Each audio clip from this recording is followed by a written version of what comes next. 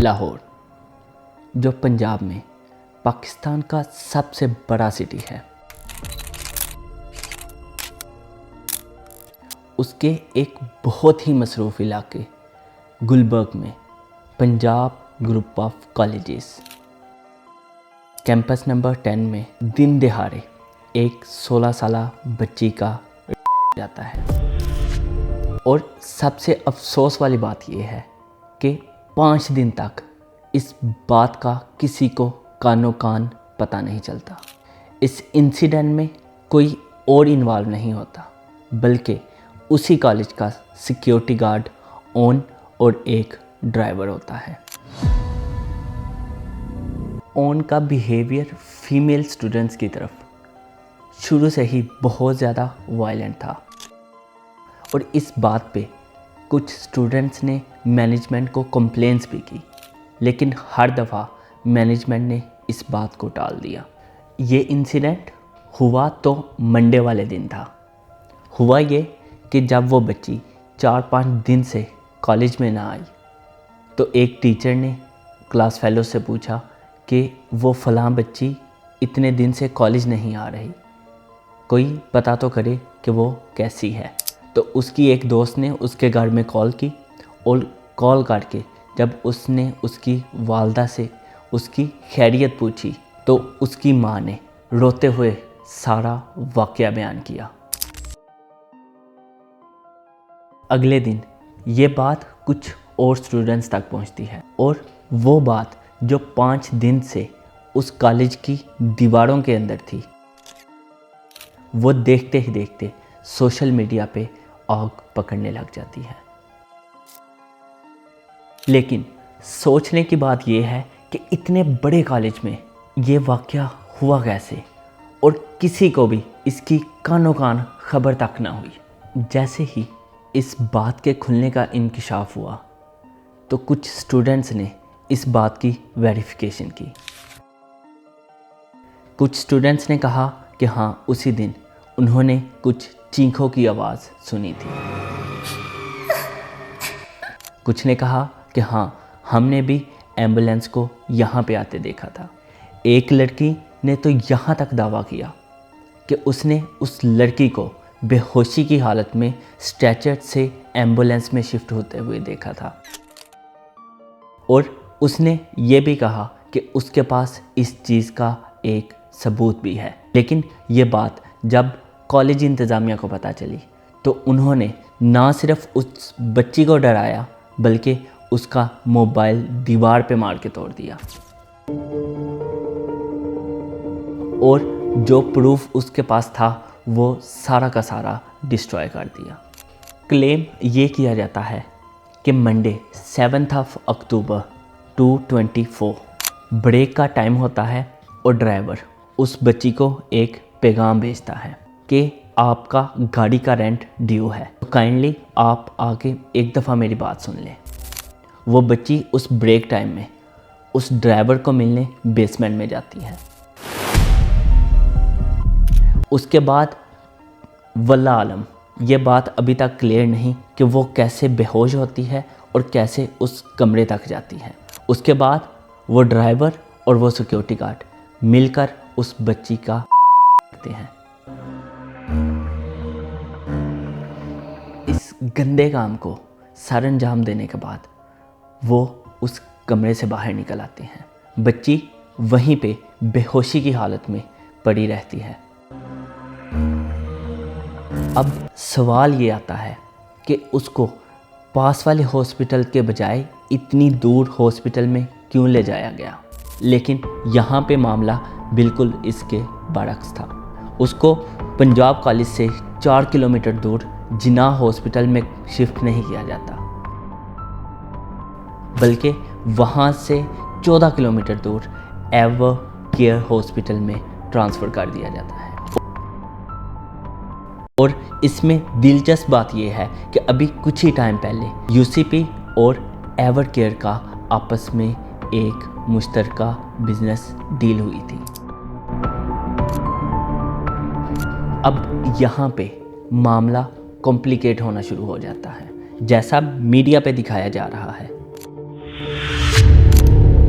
Case की हकीकत बिल्कुल उसके बरअक्स है। उस दिन की सीसीटीवी फुटेज का सारा डाटा डिलीट कर दिया गया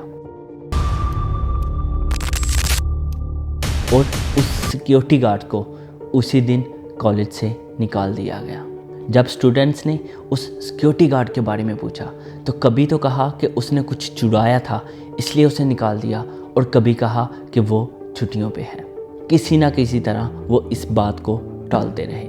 इतवार को रात के टाइम सोशल मीडिया पे एक न्यूज़ वायरल होती है कि जिस लड़की का हुआ था वो अब इस दुनिया में नहीं रही। ये खबर सुनते ही तमाम स्टूडेंट्स में एक गुस्से का आलम तारी हो जाता है।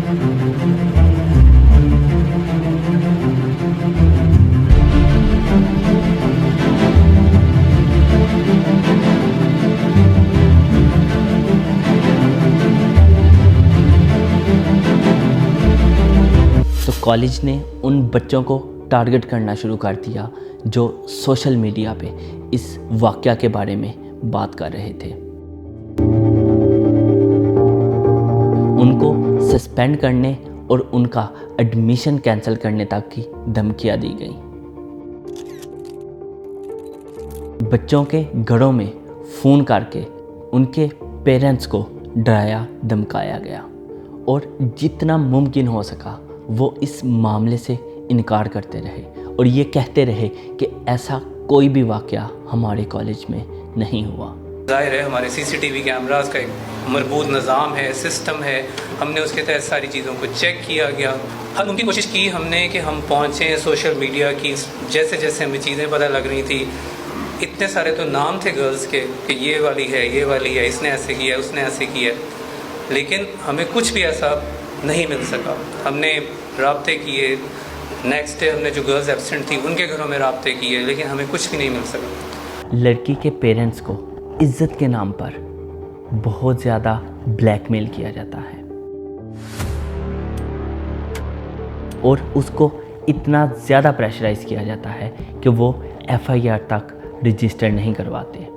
जब सारी लड़कियां कॉलेज के बाहर इस चीज़ पे प्रोटेस्ट कर रही थी, उनको ज़बरदस्ती खींचकर कॉलेज के गेट के अंदर भेजना शुरू कर दिया।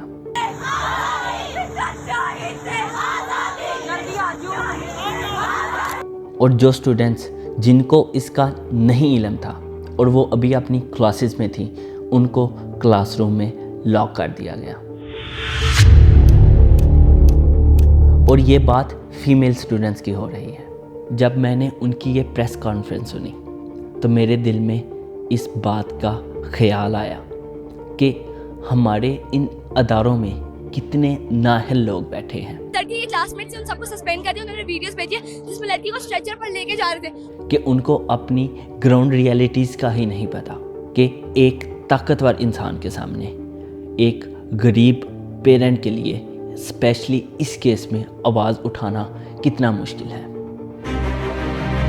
और हमारा माशरा इस बात पे उनकी कितनी तजलील करता, क्योंकि वो देख रहे थे कि कॉलेज इस बात को कैसे छुपा रहा है। है उसमें दरवाजे हैं, मीडिया ने खुद चेक किया और उन्हें उम्मीद थी कि कॉलेज की तरफ से उन्हें कभी भी इंसाफ नहीं मिलेगा। इस बात को मद्देनज़र रखते हुए वो कॉलेज में एहतजाज की कॉल देते हैं। क्या किया हुआ है? अब ये लोग बच्चों को सस्पेंड कर रहे हैं, कह रहे हैं जो प्रोटेस्ट पे आएगा, जो करेगा हम उनको सस्पेंड कर रहे हैं। ये सारा कुछ तो ऑन ग्राउंड था। अब पंजाब पुलिस के अफसरान मीडिया के सामने जाते हैं और प्रेस कॉन्फ्रेंस में ये सवाल करते हैं कि अगर ऐसा कोई केस है तो उसके पेरेंट्स हमारे सामने क्यों नहीं आए, उन्होंने एफआईआर क्यों दर्ज नहीं करवाई और किसी हॉस्पिटल में इस तरह का कोई रिकॉर्ड क्यों नहीं है। अगर कोई सिविलाइज्ड माशरा होता तो कॉलेज की प्रिंसिपल बाहर आती, उन बच्चों की उस इल्तिजा को सुनती, उनको काम करने की कोशिश करती, लेकिन ये पाकिस्तान है। एक दफा भी मैम को अंदर बाहर से नहीं निकाला। मैम ने आके कोई भी एडवाइजर भी नहीं आई, मैम भी नहीं आई, मैम ने आके कोई एक्सप्लेनेशन नहीं दी कि हाल ना होगा। यहाँ पे हर बंदे को अपने ओहदे का एक गुरूर है। वो अंदर से बच्चों के लिए ये पैगाम भेजती है कि तुम लोगों ने जो करना है करो, हमें उस चीज़ से फ़र्क नहीं पड़ता। ये बात सुनने की देर थी कि वहाँ पे जितने भी स्टूडेंट होते हैं वो सब वायलेंट हो जाते हैं।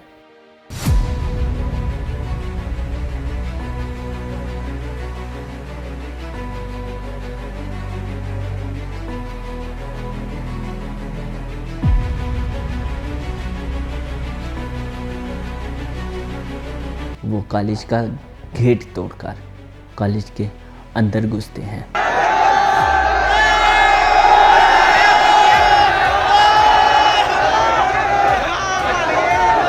और तोड़ फोड़ शुरू कर देते हैं।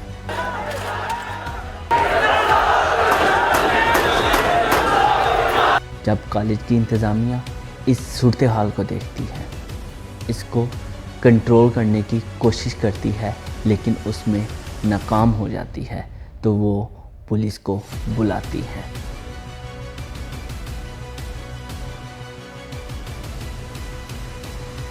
उसके बाद पंजाब पुलिस आती है, जिनको इस तरह की तालीम ही नहीं दी जाती कि जिसमें सिखाया जाए कि बच्चों के साथ डील कैसे किया जाता है।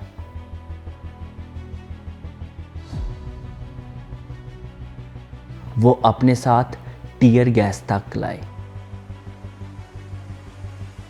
बच्चों के ऊपर लाठी चार्ज किया।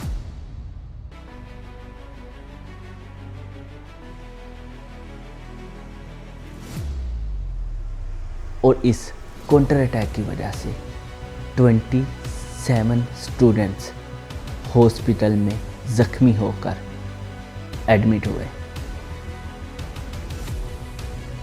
जब बॉयज़ कैंपस के लड़कों ने इस चीज़ को देखा कि लड़कियां वहाँ पे किसी चीज़ पे एहतजाज कर रही हैं, वो भी उनके साथ मिल गए।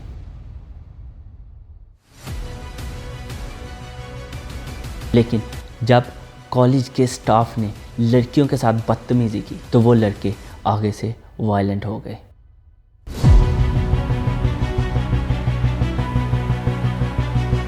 और रही बात हॉस्पिटल की, जो मैंने ऑलरेडी इस वीडियो के शुरू में मेंशन कर दी थी कि इस निज़ाम में पैसे के होते हुए हर चीज़ का रिकॉर्ड बदला जा सकता है।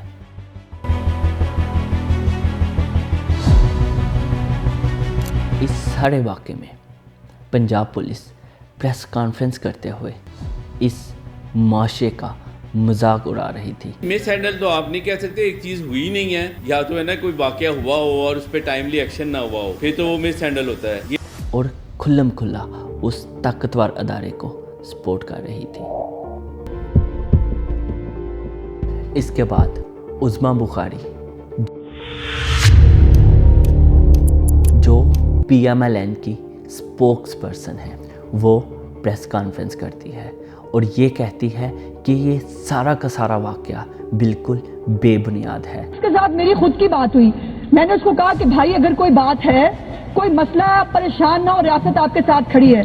उसने मुझे कहा, उसने कहा बाजी अगर ऐसी कोई बात हो तो ये कोई पोस्टर लगाने की बात होती है।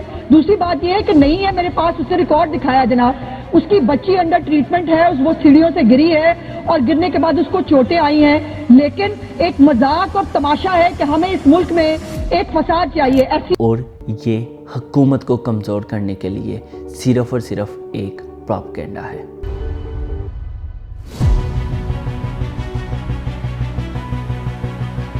कोई भी सिस्टम परफेक्ट नहीं होता, हर सिस्टम में हर तरह के लोग होते हैं।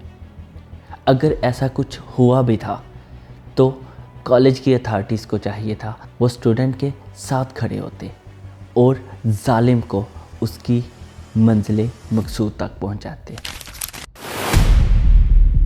उसको कड़ी से कड़ी सज़ा दिलवाते। लेकिन उन्होंने स्टूडेंट्स के अगेंस्ट जाकर इस बात को साबित कर दिया कि यहाँ पे तालीम दी नहीं जाती बल्कि तालीम को बेचा जाता है। मामलात जो भी थे, लेकिन इस सिचुएशन को बहुत ही बुरे तरीके से हैंडल किया गया।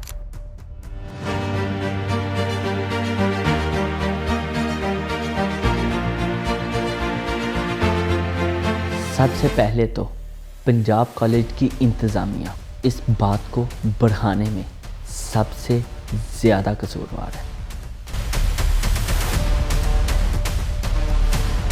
उनकी बेवकूफ़ाना बातों ने स्टूडेंट्स को वायलेंट किया।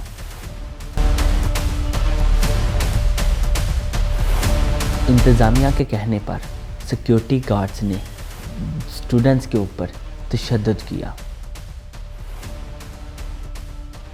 और लोगों के सामने ये सच वाज़ह किया कि वो इदारा जो एक बेहतरीन और मयारी तालीम का दावा करता है, उसके उस्ताज़ा और प्रिंसिपल में बेसिक ह्यूमैनिटी और एथिक्स नहीं है। ये मामला जितना सिंपल मीडिया पे दिखाया जा रहा है उतना सिंपल है नहीं। अगर ये सिंपल होता तो पूरी पुलिस फोर्स, एक मशहूर हॉस्पिटल, एक एलीट तबका और मौजूदा गवर्नमेंट इस बात को इतना डिफेंड ना करती। काश कोई इनको जाके ये बात बताए कि सिर्फ DHA में रहने वाले बच्चे ही इस मुल्क का फ्यूचर नहीं है, बल्कि ये स्टूडेंट्स जो वहाँ पे प्रोटेस्ट कर रहे हैं, इंसाफ की तलब कर रहे हैं, ये भी पाकिस्तान का फ्यूचर है।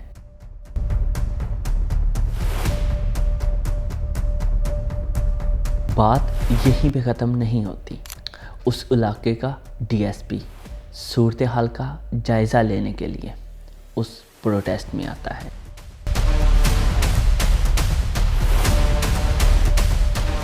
वो बजाय इसके कि उन स्टूडेंट्स को हौसला अफजाई देता, उनको समझाता और इंसाफ की यकीन दहानी करवाता, वो उनसे ये कहता है कि बराए मेहरबानी आप यहाँ से चले जाएं, क्योंकि मैं नहीं चाहता ऐसा कोई और वाक़या फिर हो जाए। देखिए बेटा, इस तरह गेट ओपन है, बच्चियाँ यहाँ पे मौजूद हैं, कोई नया वाक़या ना हो जाए यहाँ पे। आप इस बात से हमारे ओहदों पे फाइज इन आला अफसरान की मेंटालिटी चेक कर सकते हैं। हम इनको अपना मुहाफिज कहते हैं।